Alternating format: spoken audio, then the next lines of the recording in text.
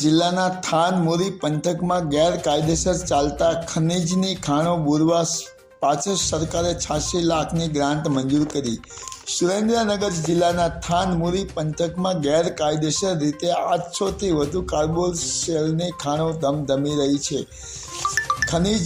ખનીજના ખાણોમાં દટાઈ જવાના કારણે તાજેતરમાં મજૂરોના મોત થતા હોય તેવા બનાવો પણ વધી રહ્યા છે। સરકારે આવી ગેરકાયદેસર રીતે ચાલતી કાર્બોસેલની ખાણો પૂરવાની કાર્યવાહી આજથી શરૂ કરી હતી।